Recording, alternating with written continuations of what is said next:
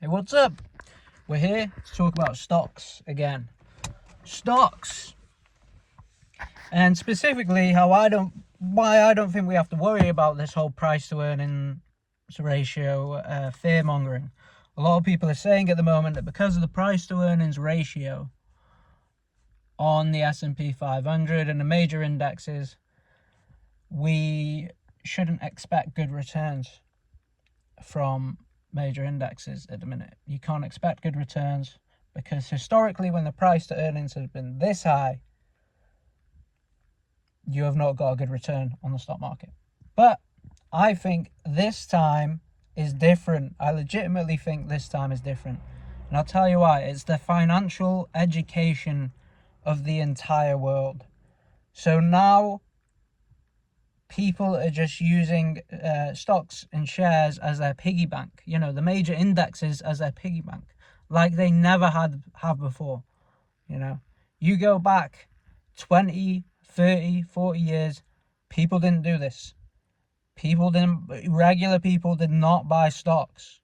This was not a normal thing 20, 30, 40 years ago. It was something that exclusively finance people did, people that worked in the finance sector. But because of the internet and massive financial education across the board, a large amount of people now are just using indexes as their piggy bank. So therefore, the price to earnings ratio has to be skewed from now on. Like, it has to be skewed, because you can't go from everyone not using the indexes as their piggy bank to everyone all of a sudden using the indexes as their piggy bank and not expect the price to earnings to be skewed. Okay. And it's because, so what do you think is going to happen? That everybody that's buying these stocks now are just going to get screwed? I don't think that's the case. I don't think that's the case at all. You think everyone's going to get screwed and then people are going to go back to not using indexes as their piggy bank and they're going to go back to holding cash? I don't think that's the case. I think that's stupid. Maybe I'm wrong, but I think that's dumb, man. I think that's dumb. I don't think that's going to happen at all. I think we've seen in recent crashes, the 2022 crash, the tariff crash, retail bought the dip like a mofo. Okay. Now, what does that tell us? It means that retail are now kind of educated on the finance. They don't get scared anymore. If this happened in 2008, if the tariff scare happened in 2008, everyone would have sold everything because they'd have been scared it was going to zero. Retail would have sold en masse. But because of the financial education of everyone believes we will continue to go up eventually at some point. And the best thing to do is probably hold when you're holding something like an index. Maybe not if you're holding some random single stock, which is highly volatile. But if you're holding an index, you should probably just hold and keep adding, okay? And everyone's aware of that now. And when they see a big dip, they think, holy shit, I'm going to buy, rather than, oh my God, what's happening? I'm going to sell everything. Yeah. So this mass financial education has skewed the price to earnings ratio as stocks have basically become more popular and have gone mainstream. So yeah, that's basically it. That's basically it for this video. Price to earnings, don't worry about it, And at the end of the day, if the price to earnings means we're not going to get a good return, what else are you going to hold? Cash? Bro, they printed off double the money during COVID just because it suited them. You're going to hold that shit coin? You're going to hold that shit which just gets diluted by 100% when they decide they just double the amount of it and cut the value of it by 50% and act like they didn't? You're going to hold that, or you're going to hold an index? Which, all right, it's going to go up and down, but you're at least, you're at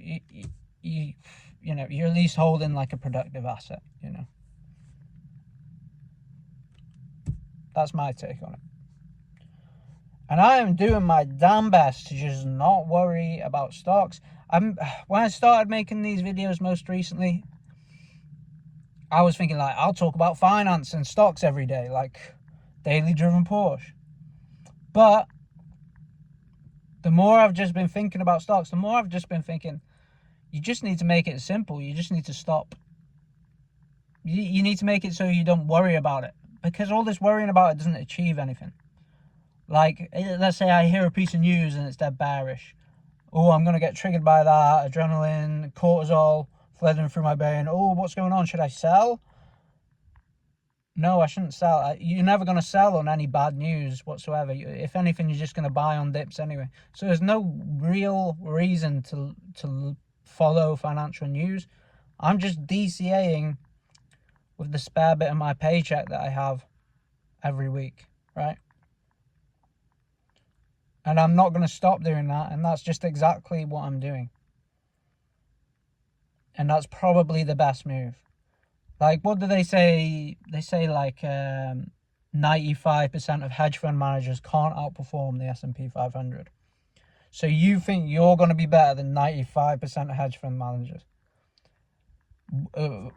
On the laptop all day, looking at financial news, checking this chart, checking that chart, jumping into this coin, jumping into that stock, blah, blah, blah, blah, blah, blah, blah.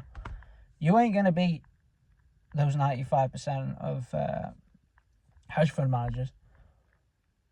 It's very unlikely. If you did and you got lucky, you probably did because we're in such an easier time to do that at the minute. And, you know, like I did with crypto. And if you keep on down that road, you'll eventually just get burnt, basically. That's what I think. So you're just better off buying the index. Okay, the index might go down. The index might go down 50%. So what? So there's pounds, you know. They cut, you know, so there's currency. They just print off double when they want. So, you know, who cares? If it goes down 50%, then so be it. To be fair, I would be devastated if it went down 50%. But at the end of the day, I just keep buying. I'll just be like, okay, I gotta work more so I can buy more when it's 50% cheaper. And then when it goes up, because you know if it dipped 50%, at some point it's going back up 50% and more to catch up for the down years. So when you buy during that trough, woo baby, you'll be filthy stinking rich when it bounces. Swear to God. But yeah, that's it. It's the end of the video. I love you all. I thank you all for watching. And yeah, I hope this video had some sort of value to you out there. I hope you're making moves. I hope you're being chilled. I hope you're not focusing on the news too much, the financial news, and letting it trigger you. And I hope you're having fun with loved ones and trying to achieve the things that you want to achieve in life, or just chilling out and enjoying yourself, whichever. I love you. Good night.